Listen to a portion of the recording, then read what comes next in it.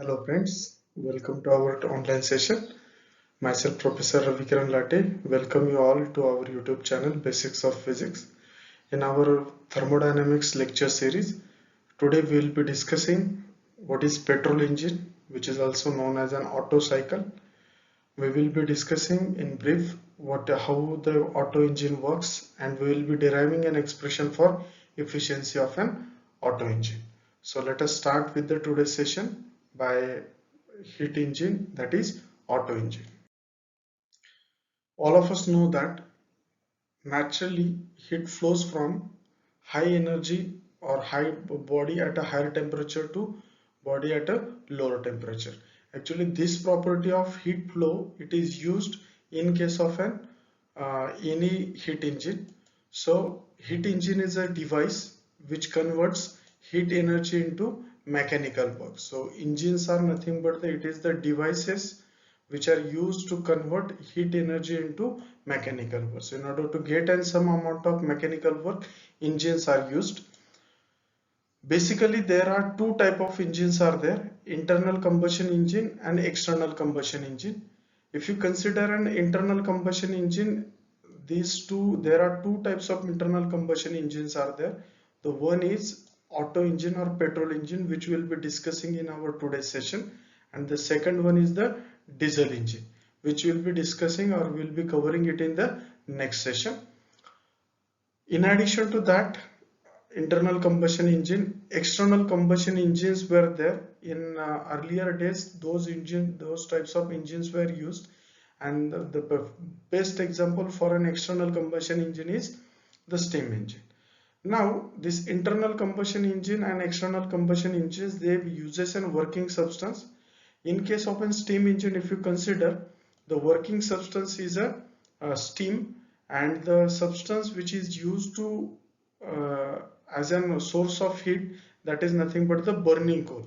In case of a steam engine, burning coal is an heat of a source, and the working substance in this case is a steam, and the environment is considered as an sink, which is at a lower temperature as compared to the burning soil.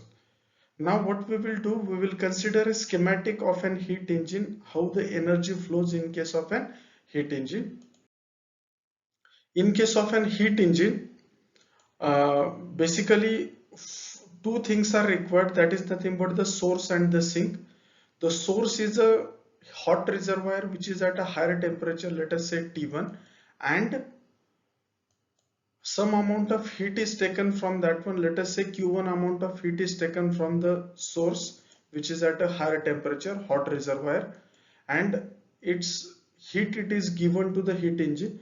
Suppose some amount of heat it is converted into the work done, and some amount of heat is rejected to the sink, which is a cold reservoir at a temperature T2. Now, if I'm saying that Q2 amount of heat is lost to the reservoir, so I had shown it with a negative sign. So amount of work we are getting, that is nothing but the supplied energy or supplied heat minus the heat lost to the sink. In this case, we are getting a work done, so that will be the nothing but the difference of heat supplied minus heat rejected to the sink. Now, in any case of an engine, we are interested to find out a parameter, that is nothing but the efficiency. How do we define the efficiency? Efficiency is nothing but the output we are getting for a given input of heat energy. So efficiency of any device or any engine is defined as a ratio of output to the input, and we know that in case of an heat engine we are getting a some amount of work done, so it is W divided by, we have provided a heat Q1 to the system from the source, so it is W by Q1. It is W by Q1, but we know that W is nothing but it is Q1 minus Q2. So if I substitute W is equal to Q1 minus Q2 in this one, so eta is equal to Q1 minus Q2 divided by Q1. I'll just divide by Q1 to the both the numerators, so I'll get 1 minus Q1 upon Q2, sorry, 1 minus Q2 upon Q1. That is an expression for an efficiency of an any heat engine.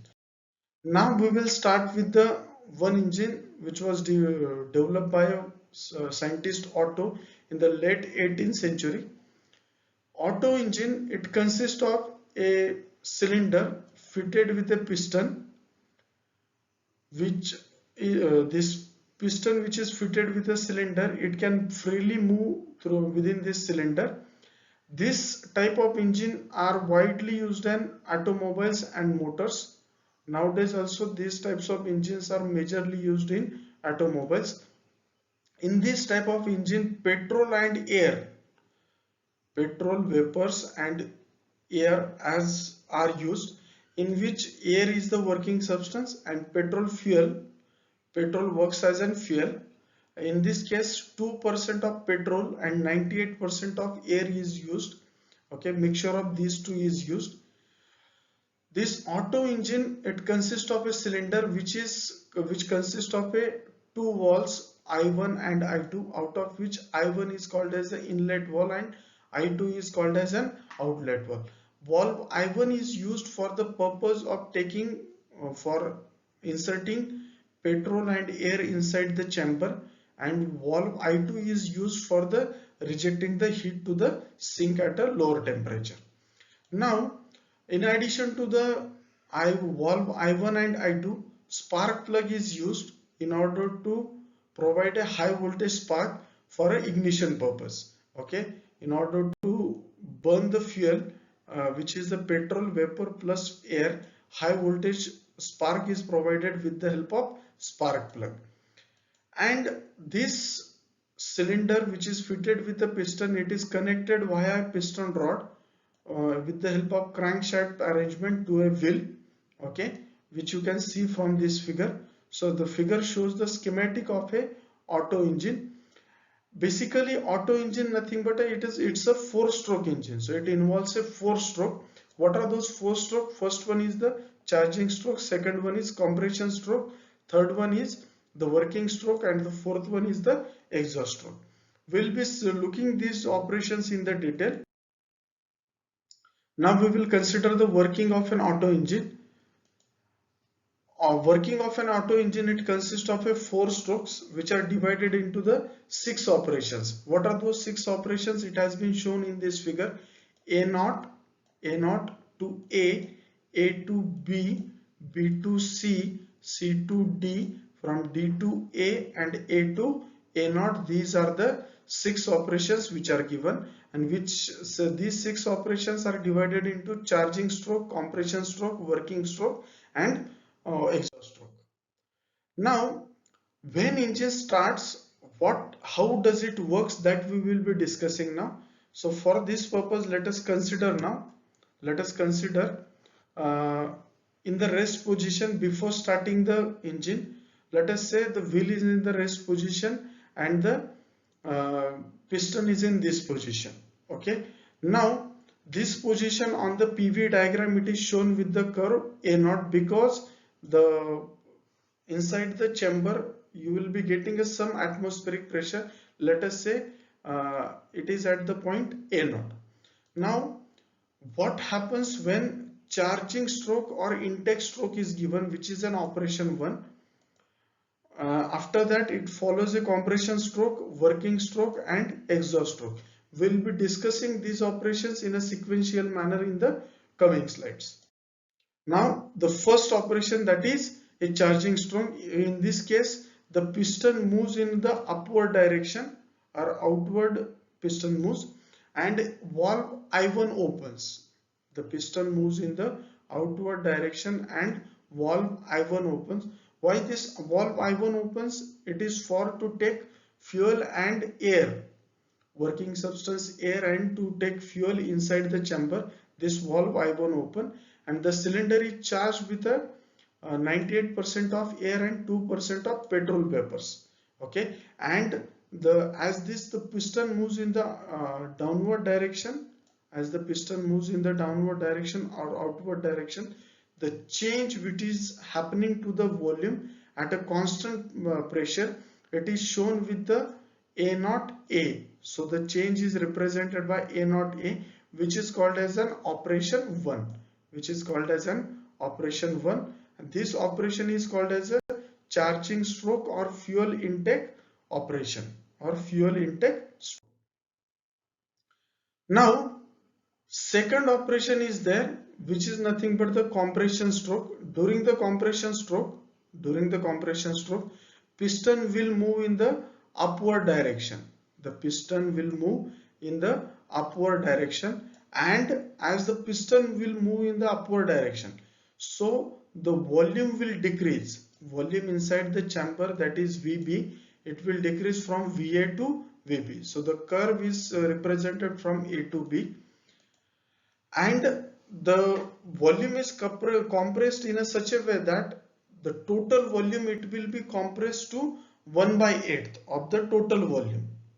The total volume of the fuel mixture, it will be reduced to 1 by 8th of its original volume, and the change is represented by VA to B, in which case volume reduces from VA to VB. You can see from this figure, the volume is reducing from VA to VB. The volume is reducing from VA to VB, and it is an adiabatic compression. So due to the adiabatic compression, what happens?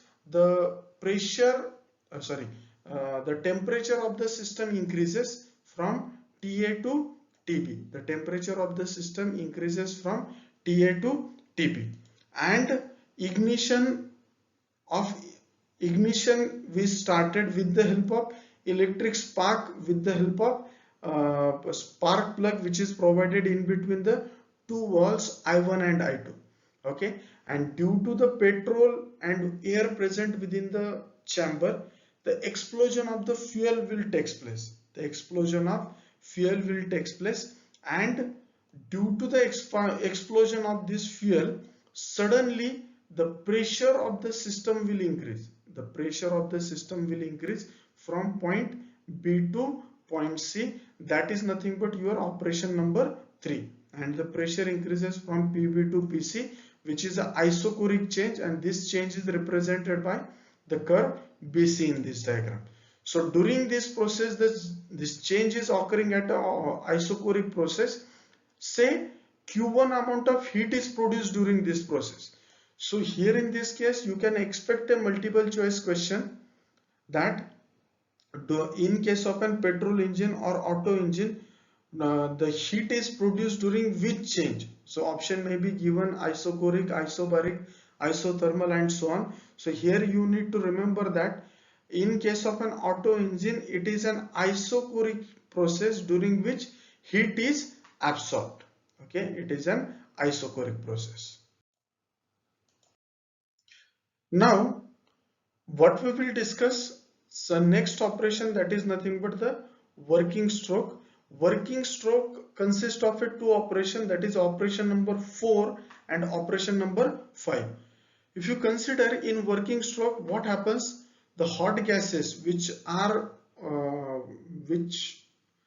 there inside the chamber, due to the explosion of the fuel and petrol vapors and the air, the hot gases, it moves the piston in the outward direction. So your piston, it will move in upward direction. Like this, your piston will move in upward direction, and it is an adiabatic expansion in this case.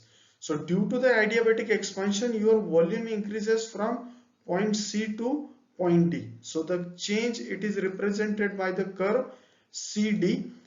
This is operation number 4, which is curve CD. As it is an expansion and it is an adiabatic expansion, so temperature of the system will decrease from TC to TD. Temperature of the system will decrease from TC to TD, and the piston will move in the upward direction.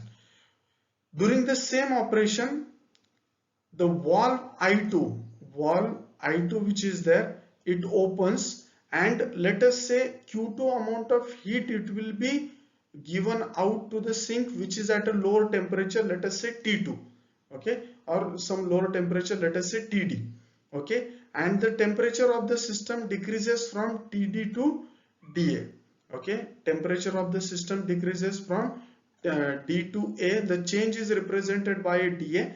In this process, temperature and the pressure both decreases because it is an adiabatic expansion of the system is there, and the change is represented by the curve dA. You can see this, the change is occurring at a constant volume. So it is an isochoric process. Here also you can expect a multiple choice question based on this one, that during which thermodynamic process heat in Otto cycle is rejected to the sink. So it is an isochoric process during which the heat is given to the sink. Okay. Now in the last operation, which is an exhaust stroke, that is the last operation, operation 6. During this operation, due to the momentum gained by the wheel will rotate in this fashion, and the piston will be moved in the upward direction. The piston will be moved in the upward direction, and as the piston will move in the upward direction, the change in volume will be there, and this volume, it will be compressed. The volume will be reduced from point A to point A naught. The volume will reduce from point A to point A naught. And if you consider this change is occurring at a constant pressure, so it is an isobaric process. This change is represented by a curve A naught, and this is exactly opposite to the operation number 1. So operation 6 and operation 1 both are opposite in direction. We will be using this while calculating the efficiency of the Otto engine. Now after this operation, the system will again come to the rest position. You can see this I had elaborated over here with the help of animation, that in the rest position the piston will be at this point. Okay, in the charging stroke the piston will move from this position to this position. The wheel will rotate, the piston will move in the upward downward direction, and we call it as an charging stroke, in which the volume will increase from point A naught to A. In the next circle or in the next cycle of operation, the wheel will rotate it in this direction. Further, the piston will move in the upward direction. The piston will move in the upward direction. We call it as an compression stroke, which consists of an operation 2 and operation 3. That is operation AB and BC. Operation AB and BC. In the next cycle, this wheel will further rotate in this direction. In the downward direction, it will go, and the maximum volume will be there, and your operation 4 and 5 will be there in the working stroke. So working stroke, it consists of an operation CD plus DA, and in the final stroke, that is nothing but the exhaust stroke, the system will again regains its original position from point A to A naught. That is an operation 6. So this is a total operation of an Otto cycle. Now what we will do, we will try to calculate, we will try to derive an expression for an efficiency of an Otto cycle.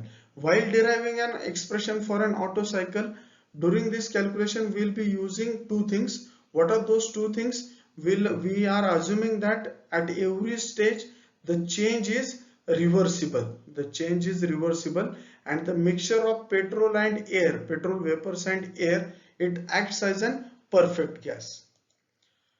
Now if you consider the operation first, that is an A naught, operation A naught, and operation 6, that is operation first A naught A and the operation 6 A naught, they are opposite to each other, so they will cancel each other. They will cancel each other. And the characteristics of this Otto engine is that the heating of an Otto engine takes place as a constant volume. So it is an isobaric process during which heat is absorbed and heat is liberated to the system. Let us say the heat absorbed during the change BC, it is, let us say, Q1, and the heat which is rejected to the surrounding or sink along the cycle DA, it is, let us say, Q2. Now we know that as the heat Q1 it is absorbed during the cycle BC, as it is an isochoric change, so this heat can be written in terms of molar specific heat, that is MCV Tc minus Tb. Tc minus Tb, that is change in temperature from final state to the initial state. So it is Tc minus Tb. In the second case, which is case dA, in which the heat is transferred to the surrounding, let us say Q2 is the amount of heat which is transferred to the surrounding. So in this case, so the transfer amount of heat to the surrounding, let us say it is mCv. Cv is the specific heat at a constant volume during the change dA. Td is the change in temperature of the system minus Ta, that is the temperature of the system at the point A. We know that the efficiency of the any heat engine, it is given by the amount of heat provided to the system, which is nothing but the Q1 minus Q2 divided by amount of heat supplied to the system. This can be further written as 1 minus Q2 by Q1. Now I know the value of Q2, I know the value of Q1. Okay, I'll just substitute this value in this equation. So it will be eta is equal to 1 minus value of Q2, it is mCv Td minus Ta, value of Q1, that is mCv Tc minus Tb. This mCv, these two will cancel each other. So you will get an equation number 1, that is 1 minus Td minus Ta divided by Tc minus Tb. Let us call this as an equation number 1. Same equation I had noted down over here. Eta is equal to the equation number 1. It is given over here.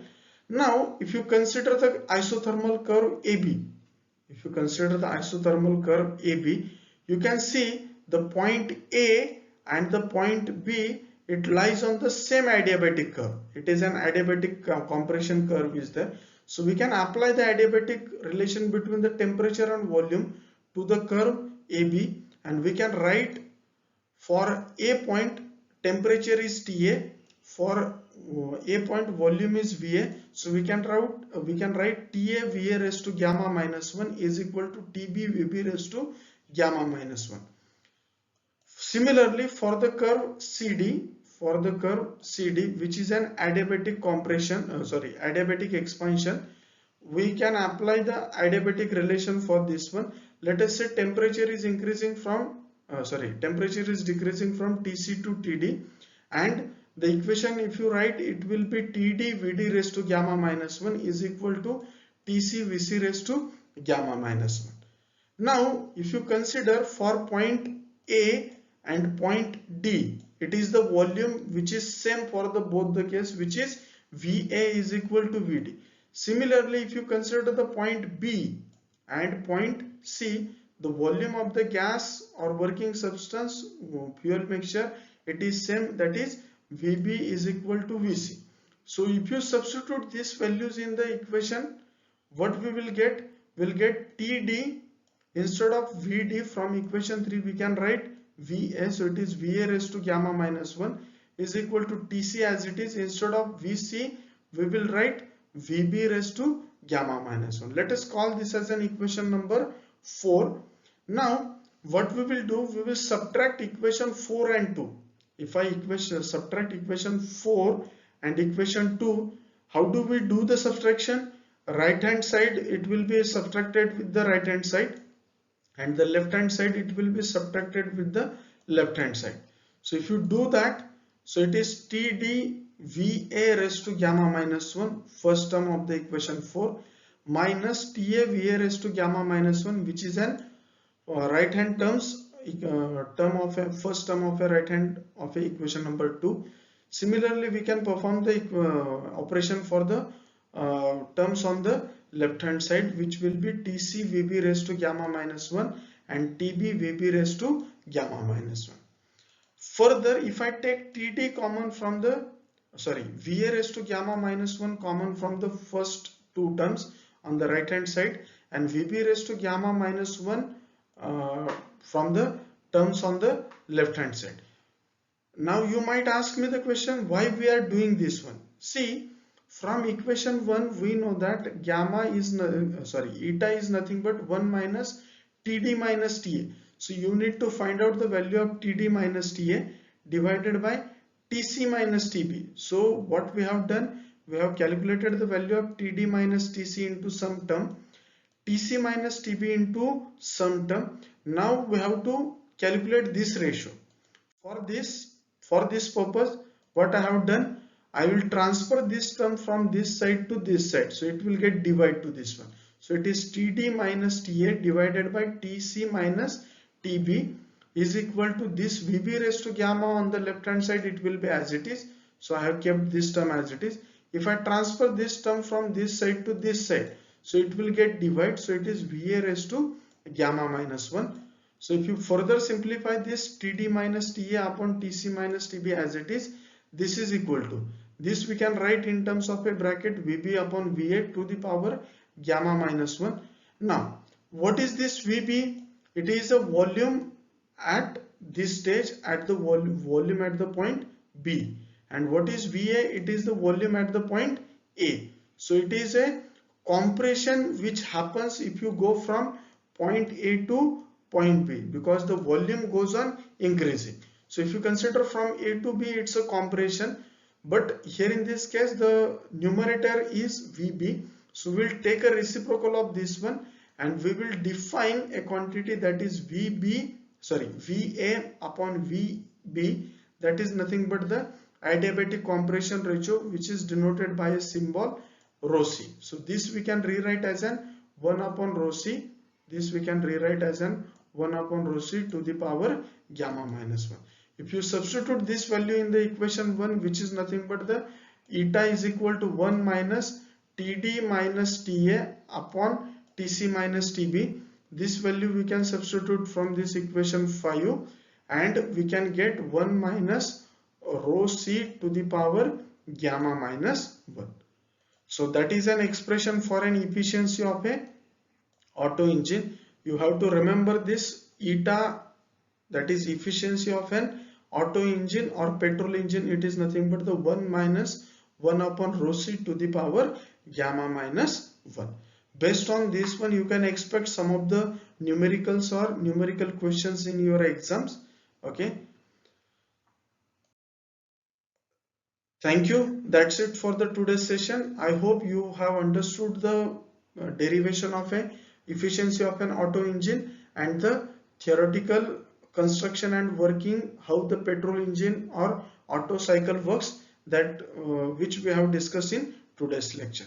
I request all of you to please like and share the channel. If you are not subscribed to the channel, please subscribe our channel. That's it for the today's session. We'll stop here for today's lecture. Thank you.